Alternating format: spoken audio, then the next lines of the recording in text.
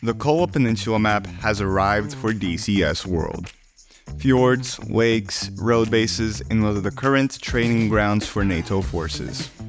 Now I'm a little late to the party, and unfortunately I do not own the Kola map, but I have watched a lot of other creators' videos to gather information about the state of the map. Hey guys, Emils here, and today we will be looking a little bit at the history of the peninsula, as well as giving an overview of what we are getting in DCS World, and also sharing some of my thoughts.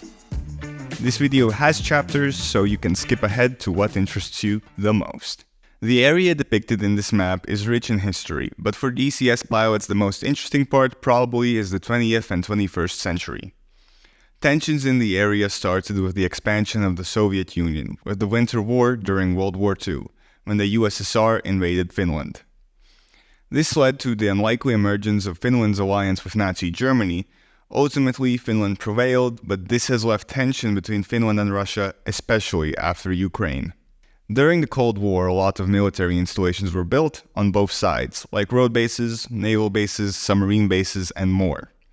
Currently, there are multiple bases being used by NATO forces in this area, and this area is also used for naval and ground training exercises.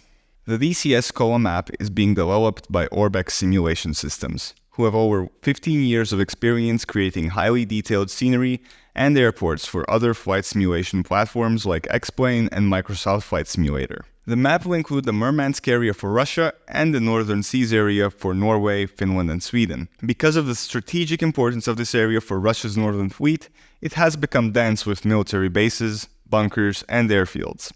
This is a key training ground for NATO, and it will be well depicted in this map. Reflected Simulations and Baltic Dragon are also making an F-16 and F-18 campaign for the map.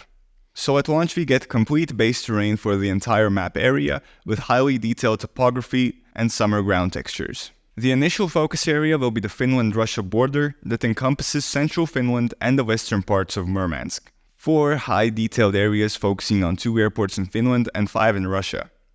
2 road runways in Finland, 2 additional airports in Norway and 3 in Sweden that are functional but not fully detailed at early access release. Significant civilian POIs that include bridges, vertical obstructions, monuments, hydro dams, and more. Improved night lighting for cities and towns. Main road and railroad network with bridges and tunnels, which are connected across the map and allow long-distance AI routing. Natural landmarks and geographic features like Norwegian fjords and thousands of lakes. The map features represent the current era but include allowances for the late Cold War era.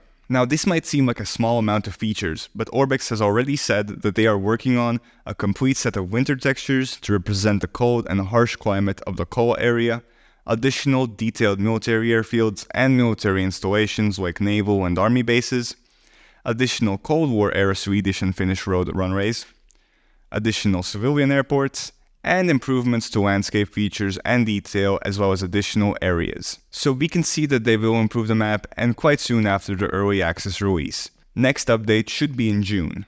As I said before, I do not own the Kola map, but we have all seen it from many points of view in other videos. I will also link these videos in the info card as well as the description. The ground textures from up high look great, but might not be that good for rotor pilots. This could also be a limitation of DCS World, like the trees. A lot of people have said that the trees represented aren't accurate for the region, but they did try using more accurate trees, but ultimately that led to a loss of performance. Some hangars at airfields have concrete instead of grass as the ground, so it is harder to start rolling, but that's just a minor inconvenience that will probably get fixed. Overall, the Finnish cities look good. I would say that some parts are too clean and uniform, including airfields on the east.